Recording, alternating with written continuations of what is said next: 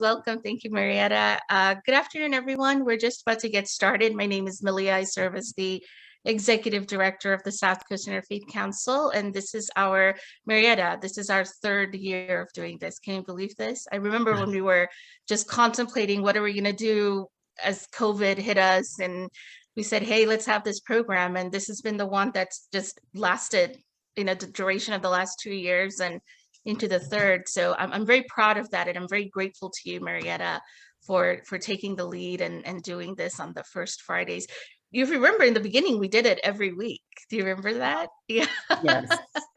We did it every week. So now the first Friday of every month. So thank you, all of you, so much for joining us. I see some friends that have been here before. We're starting off our third year. Like I said, this is the first Fridays of every month. I don't want to take a lot of time because I know we have a packed program. So please allow me to just introduce Marietta, who is a dear friend and board member of the SCIC, the Executive Committee. And this is kind of one of her projects. We kind of started this together, and you were gracious enough to continue it and lead it. So thank you so much, Marietta. So and of course, Rima and Marietta will introduce Rima, I'm sure. But thank you, the guest, for being here, and Rima for you, and Marietta, I hand it over to you. Thank you so much, Amelia. As you said, we've been doing this for about 3 years now, and we call it Courageous Conversations Over Coffee because some of the topics are very challenging and some of the topics are really enlightening. And I think our topic today is going to be extremely challenging because we're covering a subject that is, I think, heartbreaking and tragic in many ways. But the program will last about 45 minutes or so. I'll just tell you that first we'll have some general questions and conversation and a presentation in which Rima will tell us more. And then during the Q&A section near the end, you who are attending will have the opportunity to send questions through the chat box, which is located down, I believe, at the bottom of your screen. We've been hosting these conversations on Zoom. They're recorded and then shared later via YouTube. So our guest today is Rima Nashashibi. The mission of our Interfaith Council includes providing conversation and education among its members, and most of all, fostering peace, compassion, kindness, openness, trust, and justice. So we hope these conversations will help fulfill our mission. Rima, our guest today, is the founder and president of Global Hope 365. It's a local nonprofit dedicated to ending harmful practices towards women and girls, such as child marriage, human trafficking, and other forms of gender-based violence. Ms. Nashashibi has been a guest speaker locally, nationally, and internationally, including being hosted by the U.S. Department of State in places such as Jerusalem, Qatar, Bahrain, and Kuwait. In addition, she trained the women in Saudi Arabia in August 2015 on how to run for office in anticipation of the historical election held in December 2015, where women participated for the first time in the history of the kingdom. But today, we're going to talk about the mission of Global Hope 365.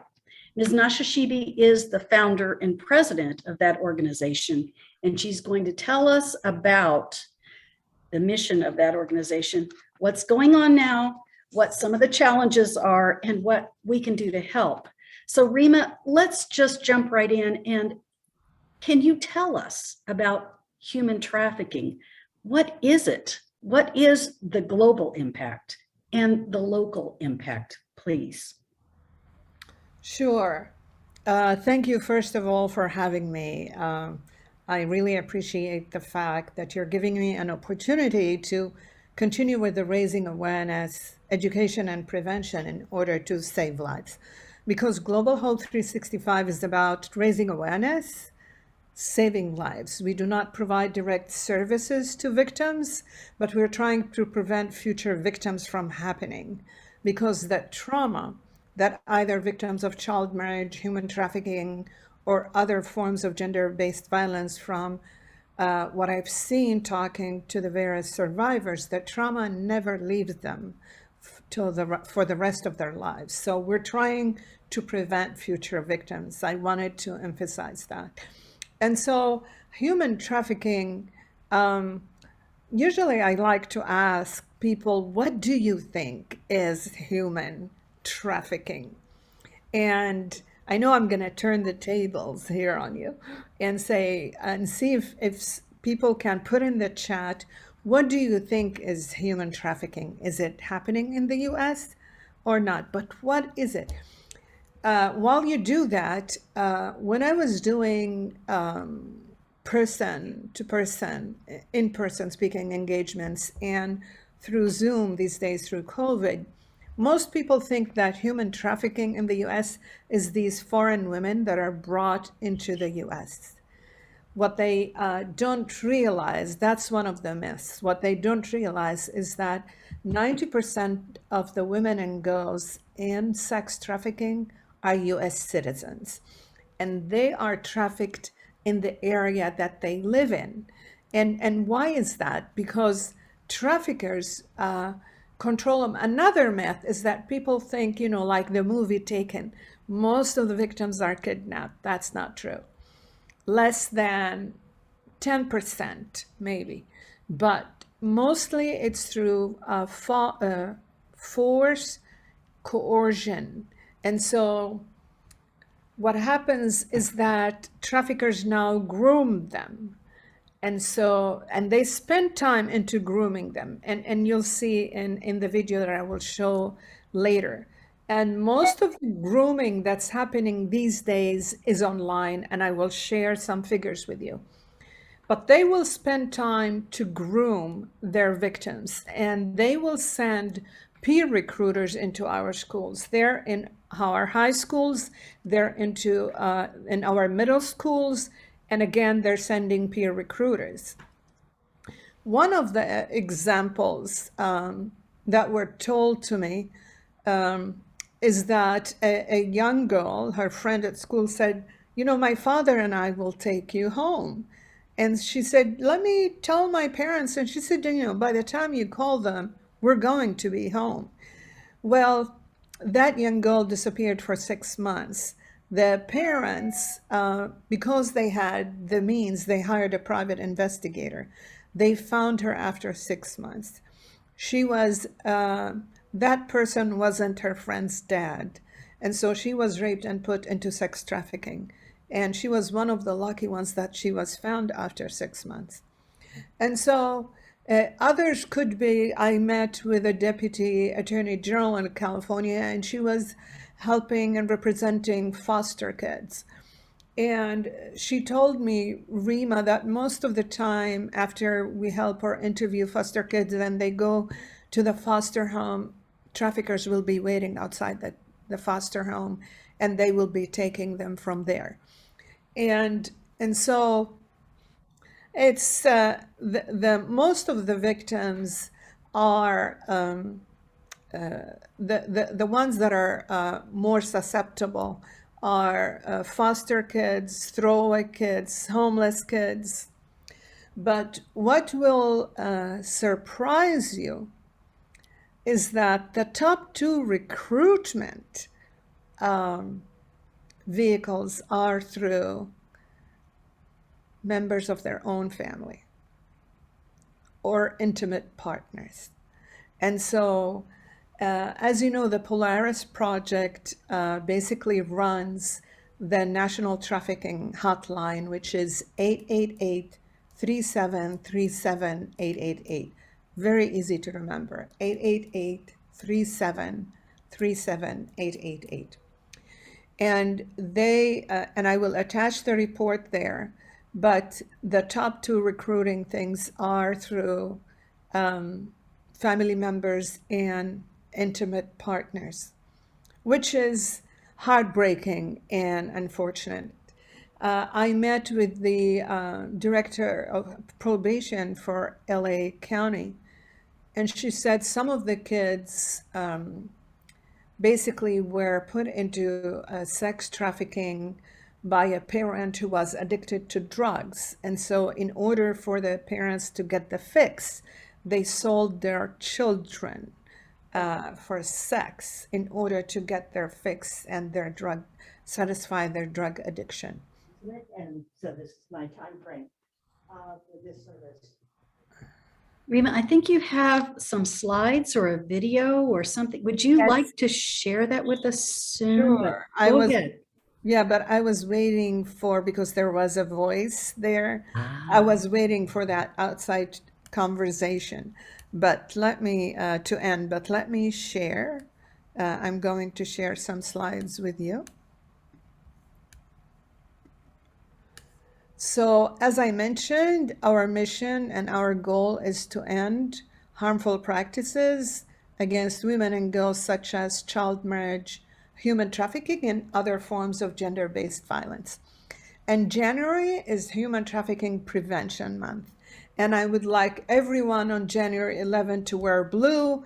And if you're close to your city council members, please have them light up City Hall in blue for the rest of the month. We're trying to reach as many cities as possible in order to raise awareness about human trafficking. So there's around 40 million people in modern day slavery, and that includes 25 million enforced labor, and that includes sex and labor trafficking, and 15 million enforced marriage.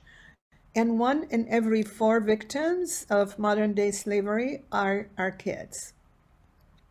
In Orange County, the 2021 Human Trafficking Report issued April 2020, basically 21, shows that the task force assisted 357 victims, but 88% of them were sex trafficking. So 88% of those victims were sex trafficking, 92.4% were female, and 31% were minors. And when we say these are victims, some people might think, oh, these are small numbers. But this is the tip of the iceberg. These are the ones that were either reported or were found or were approached by law enforcement when they're on their patrol and they found something that doesn't look good, or in sting operations. But so this is just the tip of the iceberg, because what they say is that human trafficking is hidden in plain sight.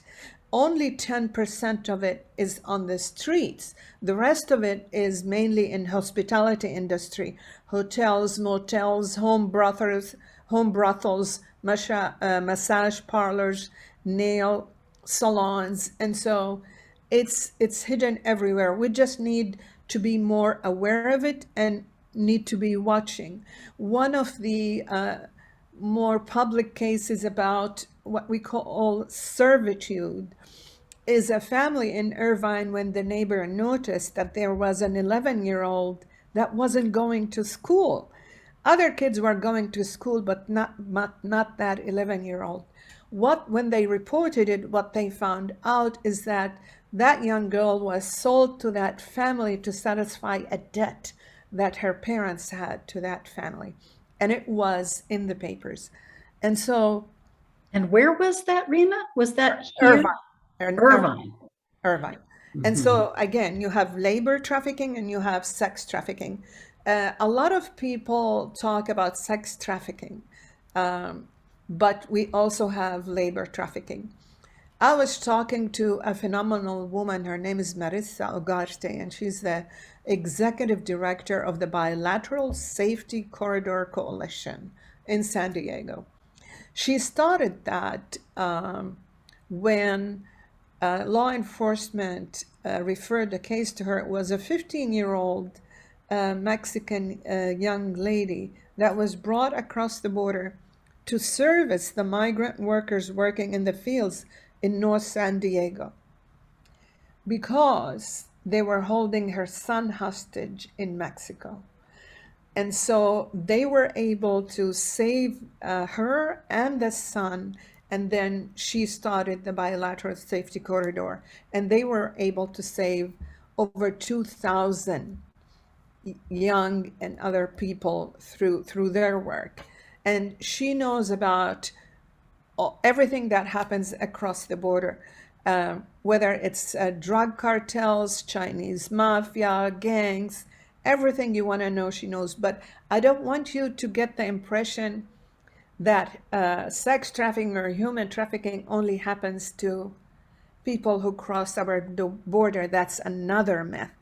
And so in San Diego County, most of the, but let me say, before I get to San Diego, on the FBI's top most 13 counties as far as trafficking in children, unfortunately, we have 3 in California. One is San Diego, and then LA, and then San Francisco, and that's trafficking in children. But they're mostly, majority are US citizens. And so, Rima, is that something that's called a high intensity child exploitation area where the incidence of this kind of activity is higher than in other areas? I had read that where the top three of the 13 of them include San Diego, San Francisco, and Los Angeles, right? yes, this is what I just said. Yeah, absolutely. Absolutely. Yes. Yes, unfortunately. And so with COVID, and we'll talk about that in a second, that even increased exponentially. And as I mentioned, the Polaris Project, these are the figures nationwide. So the 2020 data, we don't have 2021 yet. And so the cases that they helped, the victims that they helped, well, they're close to 17,000. 65% were sex trafficking. And there has been, noticed because of COVID, a 22% increase in online recruitment. Why? Because they knew, traffickers knew that all our kids, or most people, are online, right? Because we were shut in at home in the beginning. There has been a 40% increase in the first year nationwide and 30% in San Diego, according to the San Diego County District Attorney. On Facebook alone, the increase in online exploitation in Facebook went up 125%. These are from the cases that came into the hotline. There has been a 95% increase on Instagram, a 47% increase of recruitment by a family member, 47%, and 27% increased recruitment by an intimate partner. And so I attend a weekly call on Friday, and I just attended one today at 11:30 our time, and it's with staffers from the Hill, an organization similar to ours nationwide. And this call is hosted by the National Center on Sexual Exploitation in Cozy. And so you hear stories there. We have speakers in addition to staffers giving us briefings. One of the story that really had a toll on me was the case of a 13-year-old a child or young adult, and the first knowledge of his mother that he was trafficked was when she received a call from her niece saying, "My cousin wants to commit suicide." And so here's what happens. So you can see the recruitment. He was recruited online while he was at home. And then it starts with people getting to know them better, grooming them. And so these young adults think that the people on the other side of the screen are the same age, and they're not, because they have those avatars. And so usually they're adult men on the other side. And so they get to befriend them. They find out if they have a lack of self-confidence, if they think that maybe the parents, one case in Westminster was when the young lady thought that the parents loved her siblings more than her, and she agreed to meet this person online after this grooming period, and she met him outside, and he took her across the border into Arizona, but they caught both of them the next day. So what happened to this young man is that, I'm sure you heard of sexting and sextortion. Right. So sexting is with a young adult who think they're talking to someone similar age across the screen, and they convince them after they told them that after they think that they're friend, that they love them, that they can trust them, to start taking off their clothes or do other things. And so they take pictures of them and they make videos of these pictures, and then they convince them to meet them in person. And then usually there's another period of grooming sometimes, or they get raped, either male or female, and then they're forced to have sex with people, and that's where the commercial sexual exploitation happened. So this young man wanted to stop what's happening, and basically the trafficker told him, if you do that, we're going to show that video in your school. And that happened, the exploitation and recruitment happened on Twitter. And so they didn't believe them, and that video made it to everyone in his school. And you know how peers can be very brutal. And so he wanted to commit suicide because of what happened. But they ended up going to the church, and someone at the church had a friend or relative who's with the FBI. But what parents need to have a conversation with all their kids, one, about the dangers online. Two, is that if you send pictures of yourself, you committed a crime. Because that's basically sending pornography, right? And so you committed a crime. So it's not just the person who receives them and try to blackmail you, and that's where the sextortion happens. But it's a crime on both sides, and that's the conversation that parents need to have with their kids. And so the other thing is there has to be a conversation about the dangers online. Kids need to understand that if anything happens, there is a safe person that they go and tell the story to and try to ask for help, and that they will not be shamed and they will not be made ashamed of what they did.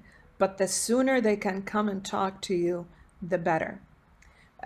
We hold monthly educational series. It's online. One of my guests is a well-known author, wellness coach, speaker, and she shared with me in the pre-meeting that she was a victim of human trafficking. So it's way more widely spread than we could possibly imagine. It affects people that we may never know that it's affected the lives of themselves or family members or acquaintances or neighbors. Yes. Yeah. And so that's why I said we need to have that honest conversation with our kids, because another friend who's in law enforcement, her daughter received kids receive these unsolicited porn, and they also receive unsolicited messages. And 50% of those kids have responded to those messages of people they don't know. What happened to her child is that her daughter said, "Mom, look what I received."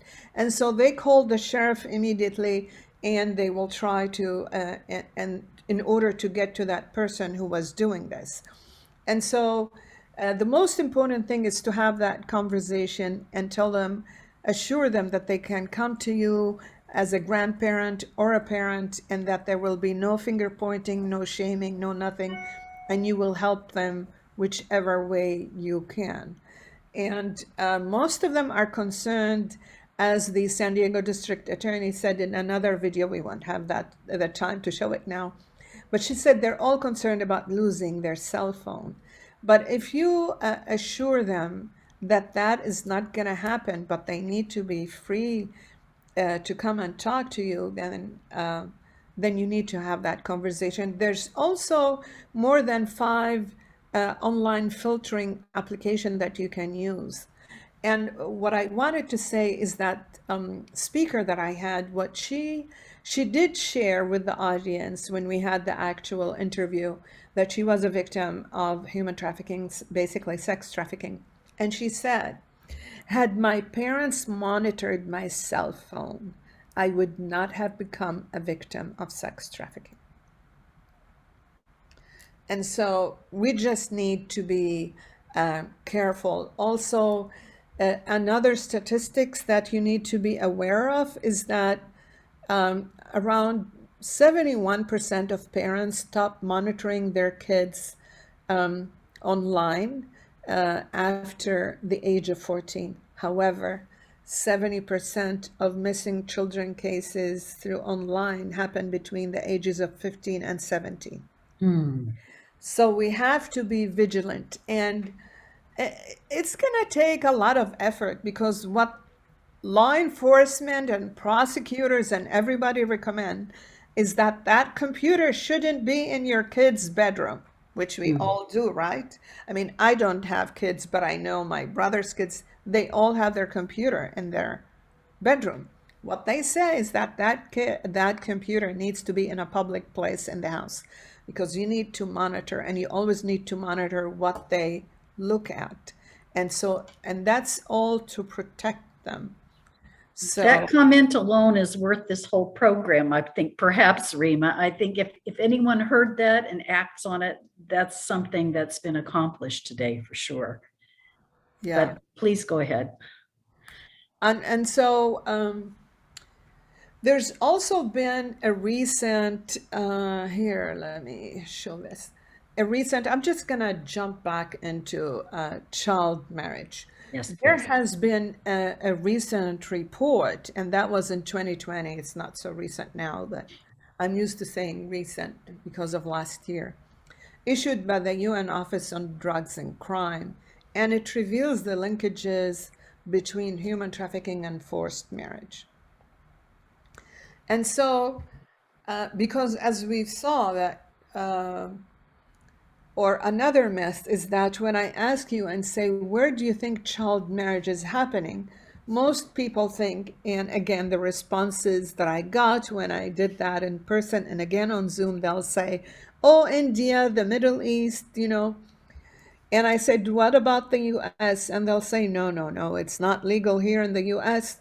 Well, guess what, folks? In 2016, I was shocked out of my wits, because an email that I received from Joy Miles from the United Nations Association, Joy Adams, the United Nations Association in Orange County, and it's an article written, Google it, by Nicholas Kristof for the New York Times. And it talks about the case of Sherry Johnson. And back then, he told us that child marriage was legal in 48 states in the US, 48 states. That's in 2016. As of today, we have 44 states that allow child marriage. And in California, and here's the shocker, not only is it legal, there is no minimum age. So in California and 8 other states, there is no minimum age. In California, or what you need to do to get is parental consent and judicial approval. And so we are a progressive state. We are a sanctuary state, yet we're not able to protect our kids. There has been, in research done, there has been over 300,000 cases of minors getting married here in the US between 2000 and 2018, mainly young girls married to adult men. So young girls married to adult men as early as 12-year-olds. So that article that I read, which talked about Sherry Johnson, she was 10 when she was repeatedly raped by a deacon and a parishioner in her church. 11, she became pregnant. Child welfare was going to conduct an investigation. So the church and the parents got together and they forced her to marry her rapist, the 20-year-old rapist. At 18, she found a friendly attorney who got her a divorce.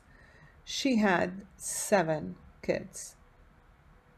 Isn't that one of the big problems with saying there's no limit, there's no minimum or anything like that? Because not only if you're married, but you cannot try to get a divorce if you're under the age of 18 and you've been married maybe without your consent, but if the parents and the judicial system, et cetera, you give up a lot of your rights, or you don't have the rights that an 18-year-old might have, correct? Absolutely correct. Because if you hear the survivor stories, they will tell you, basically show you the classic after effect and the symptoms of child marriage. 1, 50% of the survivors that we work with, that forced marriage by the parents was to cover the crime of statutory rape, which is what happened to Sherry Johnson. And what Sherry Johnson said, and I talked to her myself, she said, they took the handcuffs off of him and they put them on me. So at 11-year-old, do you know where to go to get in touch with any attorneys? Can you sign a contract? Can you rent an apartment? Can you drive? Can you smoke? Can you drink? You can't drink until you're 21. But you can get married at 10 or at 11 or at 12. This is unconscionable. And so what they tell you is that in most cases, not only does it cover the crime of statutory rape, 85% of these cases end up getting a divorce. And all the survivors we work with, they're divorced. And it makes them live a life of a... You should hear the case of Dawn Tyree, one of our survivors. She basically, her parents, it's heartbreaking. They're in California, they were in California, and they wanted to go to another state to start a business, and they left her with a friend of theirs, a man. He was 32, she was 13. So she can continue to go to the school because they paid for the school. Well, he molested her. She became pregnant at 13. They forced her to marry him because they would have been charged with child endangerment and old child abandonment. And she would tell you, all of them will tell you, because of the domestic violence, because most of them become victims of domestic violence because of the age differential. If they go to a shelter, domestic violence shelter, they'll be turned away because they're under 18. And they'll say, you need to go to a runaway shelter, but they can't go to a runaway shelter because they married, they have kids. They can't go back to their parents because it's the parents who put them in this situation in the first place. And Dawn ended up on the street with her kids. And also she had to give custody of the kids to have them live with the grandparents because they were on the street until she was able to get an apartment, and then she got them back. And there were times where they didn't have electricity in the apartment. That's how she was living. And did you say she had 7 children? No, that was Sherry that was Johnson. the other one. No. Sherry Johnson. That was the article by Nicholas Kristof. Oh. Dawn Tyree. So she's now a friend, and this happened to her while she was in California. And so the other survivor that we worked with, her mother and stepdad forced her to marry because they started a cult, and because they thought she liked this guy outside the cult, they forced her to marry someone much older than her from within the cult, and she had to run away from that. The other one, again, was a statutory rape, Genevieve. It was a 40-year-old neighbor who molested her at 14, and she became pregnant. Yeah, there is a question in the chat now, which it's not time for chat questions, but this is so relevant to what you're talking about. The question, and this may have something to do with a myth or a held belief, but the question is, are there statistics in which demographic groups have more child marriages than others? And is it more undocumented immigrants and political asylum migrants? That's the question. Can you tell us that now? Sure. And the reason I didn't basically relay that information, because I was waiting for someone to ask it, because 100% of the time somebody asks that question. No, it happens across all religions, all socioeconomic backgrounds, all ethnic backgrounds. And so, because people think that it's what I've received over my hundreds of speaking engagements, most of the people immediately, they go to Utah. I'm like, no. Or they go to the South. No. And so the highest number actually is in Texas. And Senator Jerry Hill from Northern California, sorry, I can go on, but let me know when we come close. Senator Jerry Hill from Northern California tried to introduce legislation to end child marriage under 18, no exception, because the constituent of his who a high schooler came to him and he said, my friend is being forced to marry. I can't believe we allow this here in the US. She thought it only happens overseas.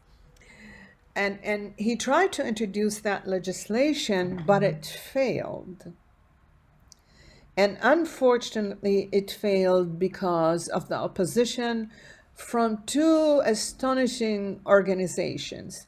Usually, these are organizations that I sympathize with, that I help, that I support, but unfortunately not in this case.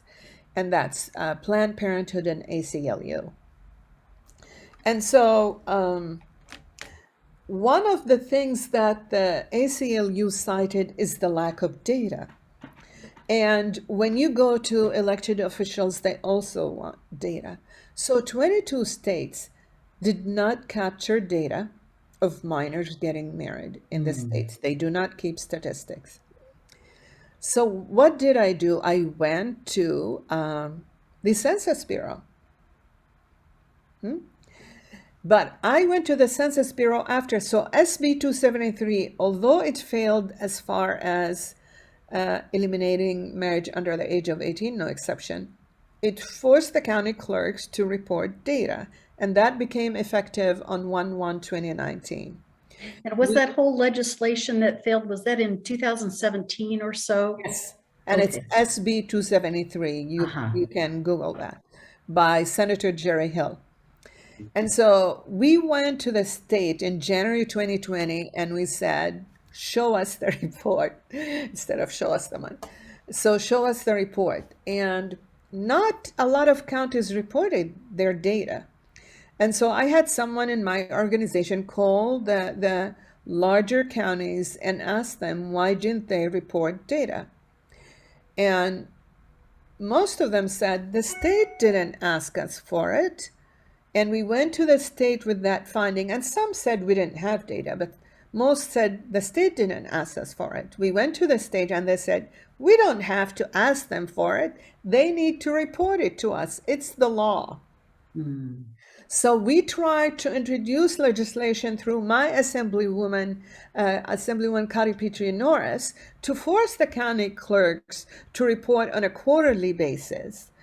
And guess what? It failed, and it was left in the Appropriations Committee in the suspense file, just asking them to report. Why is that? And anyway, so let's not go there. Well, there's a lot of work to be done, and you're doing a lot of work. And we, at the end of this program, will find out how to get involved. Right. So but I did go to the Census Bureau and I said, I don't know how to use your application.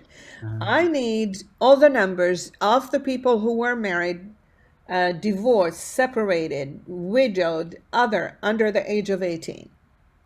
And they gave me back the report. They emailed it to me and they said, we can only give you figures between 15 and 17, ending in 2019. And so anybody who was married under 15 was not included. Anybody who turned 18 when they ran the report fell off that report, and the 2020 census data was not included. There was over 13,000 in California. The latest research that was done by an organization we work with through a grant from the Melinda and the Gates Melinda Gates. Foundation and a university, they found out, they're the ones who came up with the 300,000 figure nationwide, but they said there has been over 23,000 minors married in California. So we have the numbers, and we have an assemblywoman who is willing to take that legislation for us. And we just had a meeting, as I mentioned, with the assembly speaker on that. But what we've done, while we're waiting for the state to get up to par and pass that legislation in order to protect the kids, is that we've been passing resolutions that we authored in cities, and I need your help with that. In cities, we need to pass them in cities and counties. We've passed them in 10 out of the 34 cities in Orange County and in Culver City. So when I put in the link for the advocacy, we have the CA Coalition to End Child Marriage.org, and there's an advocacy part there, a link, and then you can, if you have contacts in Long Beach with the city council members, with the mayor who's now running for Congress, and you want to pass it before he leaves, then either email me, or you can go on that website, and I'll put the thing in the link, and we will send you a personalized resolution. We already have one for Long Beach because we've been trying, but we'll send it personalized for you. And that's what we would like you to help us with. One of the things that we would like you to help with. Yeah, But before we lose anyone here, because some people were expecting only 45 minutes, I want to make sure that some of these links get into the chat, and that I know that at the end of this program that they can contact you through your organization on your website. And Cheryl's going to put that either in the chat box and the description of this on YouTube. So I'm going to ask people to look for that. But here is the slide. Also, tell us about this, Rima. Okay, so one of the things under the advocacy tab is our digital letter writing campaign. And I'm sure you've all participated in one or another. And so you basically enter your information, and a letter digitally will go to your elected officials, both state and federal, because we're trying to end it on the federal side. Also, if you want to help us pass a resolution, it's also on that same page, CA Coalition to End Child Marriage.org, and you click on the advocacy side. And so that's one of them. Is there time to show them the video or not? Yes, because we haven't had any unanswered questions in the chat, please go ahead and show us this video. It's and we'll watch that, and then continue to chat if any of you have questions and things that you want to comment on or ask while we watch. Oops. And then also before we leave too, Rima, I also want to ask you who some of your partners are. A group of girls leaving, and they'll see the one girl who's walking by herself, and she looks lonely and she looks alone, and then they'll sort of figure out a way to befriend her. Middle schools are being targeted by human traffickers. They prey on these young girls, trying to lure them into a life of endless parties and designer items.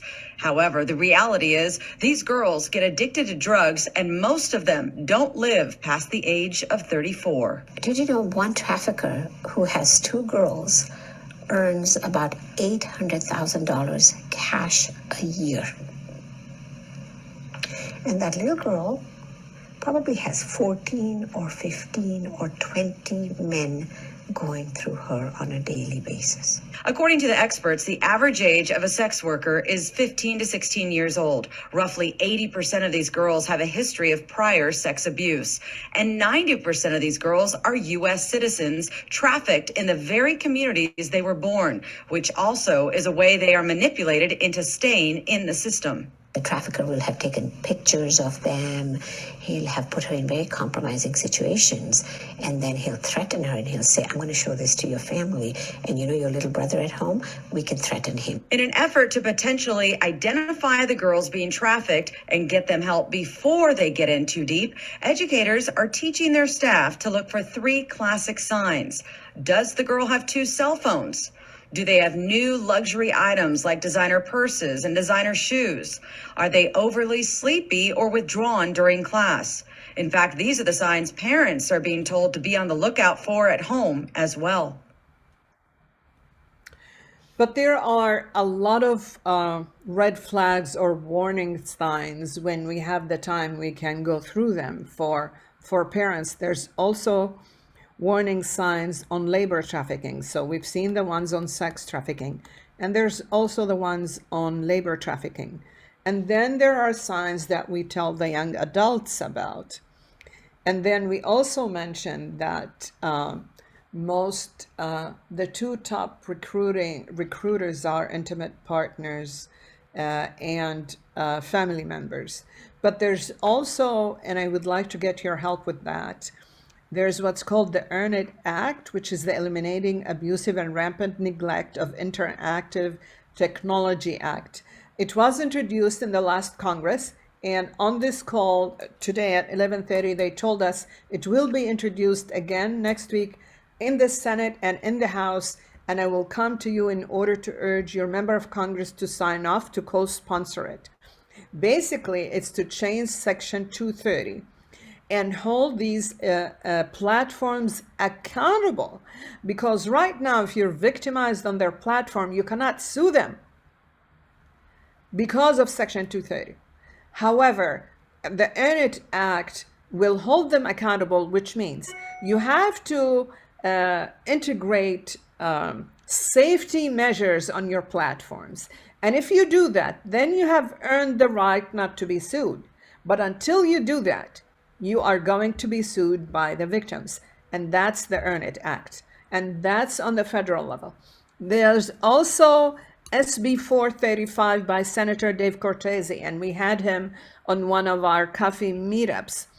And it is basically the Ending Online Sexual Trafficking and Exploitation Act, which means if your kid has any pictures or videos online and you refuse to take them, every day you delay in taking them off, you will have to pay a certain amount of money. So the goal is to hit them at their pocketbook, because basically talking to them about conscience or protecting kids online is not working. They understand bottom line. So we need to hit them at their on their pocketbook. And then there's SB 357, which is basically in eliminating the loitering law for the purpose of prostitution. There's a big fight. I'm part of the group that's opposing SB 357, but we can talk about that because that's another discussion. And that's another... There's also something that you've been trying to get into the Orange County and LA County schools, right? A human trafficking prevention program. Yes. San Diego County, we have a great district attorney in San Diego County, Samar Stefan. I can't say enough about her and her fight to prevent future human trafficking. A study done in 2016 in San Diego found out in the 20 schools that they studied in, that human trafficking was in all those high schools. And so through a $2 million grant from the UBS Foundation, they rolled out human trafficking prevention programs in all public schools in San Diego. And it's through the Three Strands Global Foundation. And so I'm partnering with them, and I'm trying to raise funds, either through public funds or private funds, corporate funds. The Three Strands Global Foundation is in 48 out of the 58 counties in California. Neither Orange County nor LA are part of those counties. So I'm trying to raise the funds in order to introduce that prevention program in our schools. And that will be complying with AB 1227. But what we have coming up is this is our coffee meetup, and January 15, and it's from 9 to 10. It's Chris Stark, and she's going to talk about the intergenerational abuse and trafficking in the Native American community, indigenous community, which nobody talks about.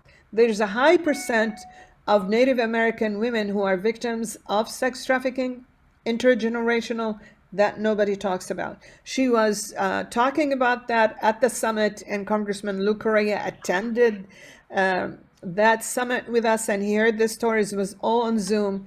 And if you thought what I mentioned was heavy, you need to listen to her experience. It's heartbreaking.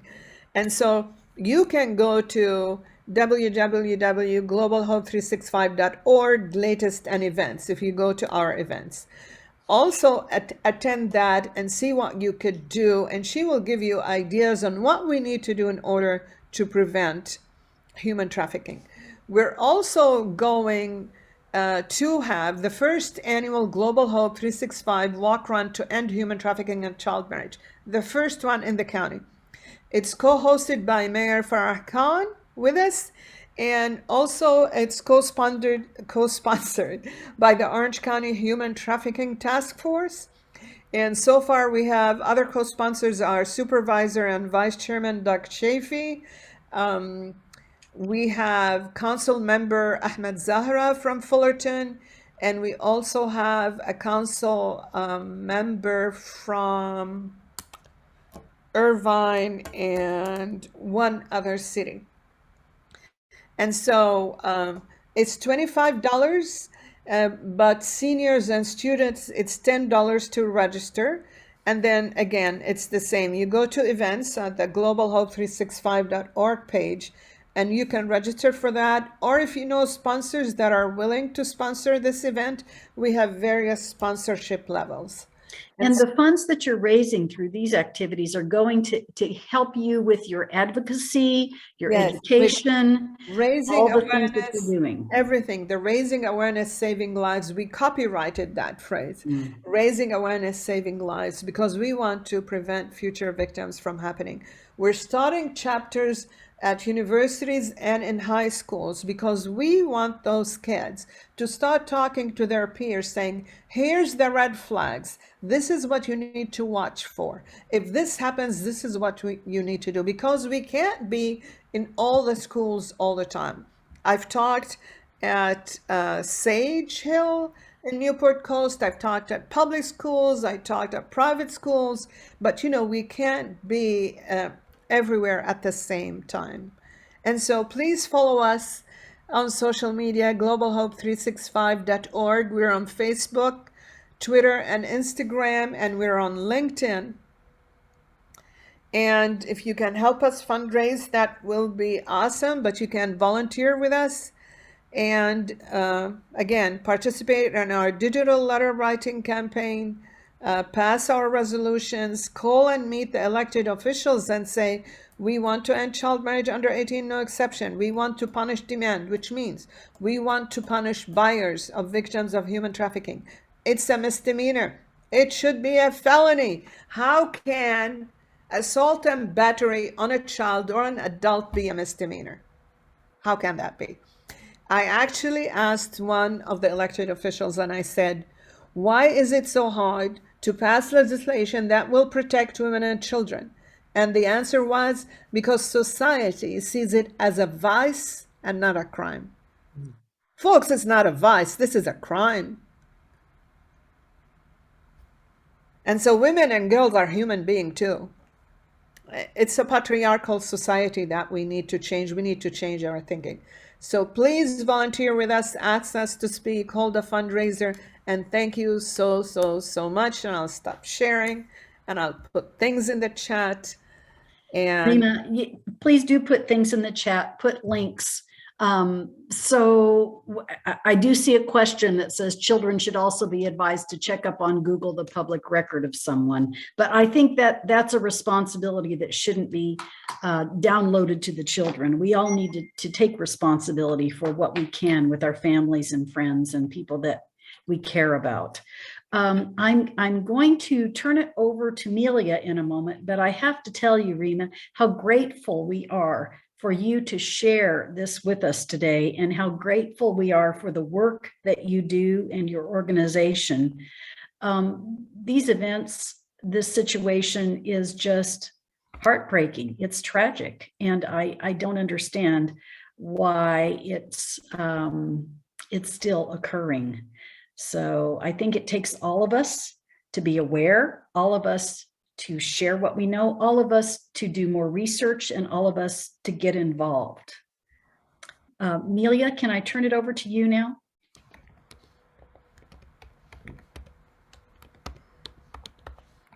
Oh, thank you so much, Rima. I know.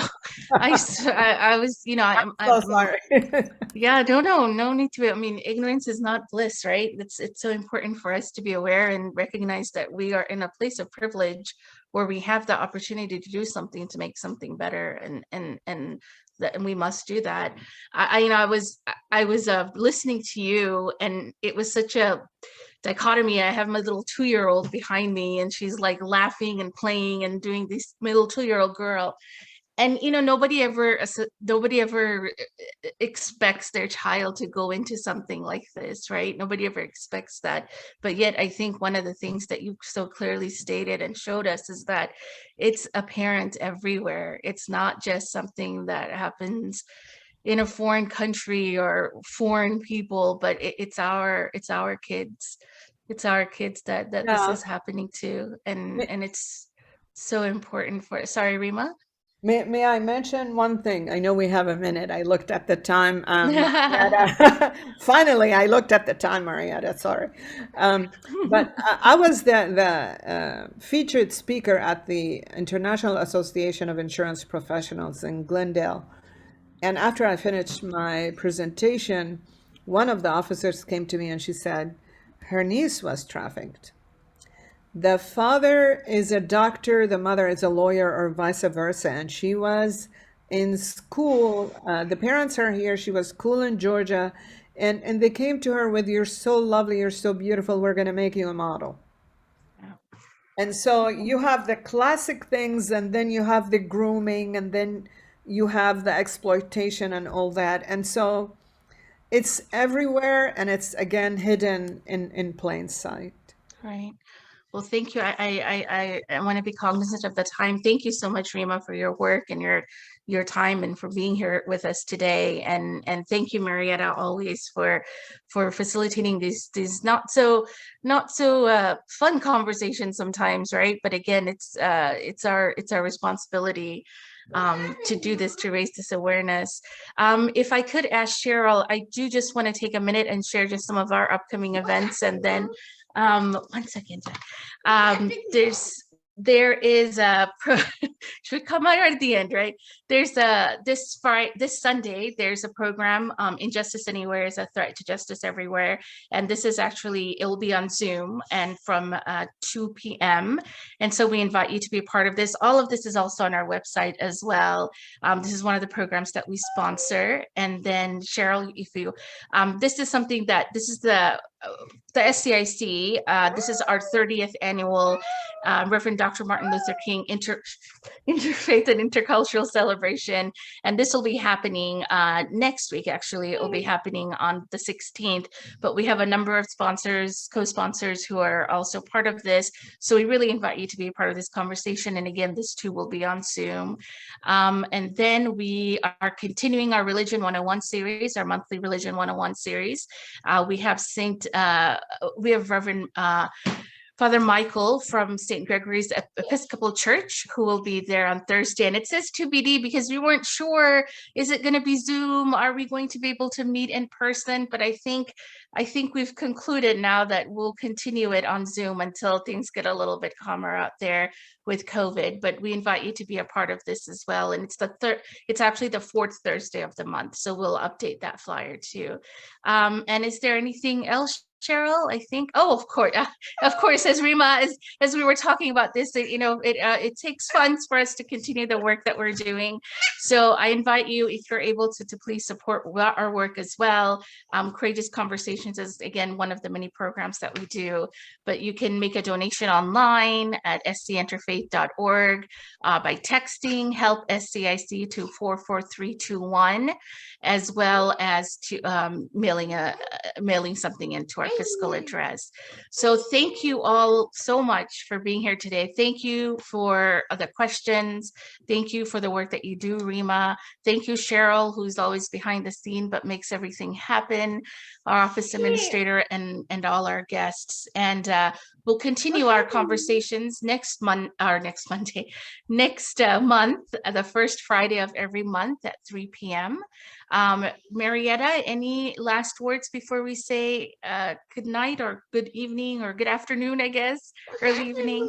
Just thank you everyone so much for being part of this conversation. It doesn't end here. Go ahead and go to the website, contact Rima for more information and to get involved. And let's continue these conversations and stay in touch. Absolutely. Yes, and I wanted to thank you so much for this opportunity. And I also attached the resolution that was passed by the Interreligious Council of Southern California. No child marriage under 18, no exception. And guess who signed off on it? The Catholic Archdiocese of LA, the Episcopal Archdiocese of LA, the Islamic Center of Southern California, the Vedanta Society, the Buddhist Society, and the Rabbi Council, the Council of Rabbis in Southern California. So all religions are saying, no, not under our watch. Right. And so that's why I say, so the Assemblyman who's introducing our bill is going to use that resolution. And I'm hoping that you will pass that resolution also, the same one for us. So I will personalize it for you, and hopefully your board will decide to adopt it too. Thank you again so much. Please do share that with us. Absolutely. Thank you. Thank you again so much. And thank you for all of our friends who joined us. Have a great weekend, and we will see you next month for another Courageous Conversation. Thank you so much, everyone. Take care.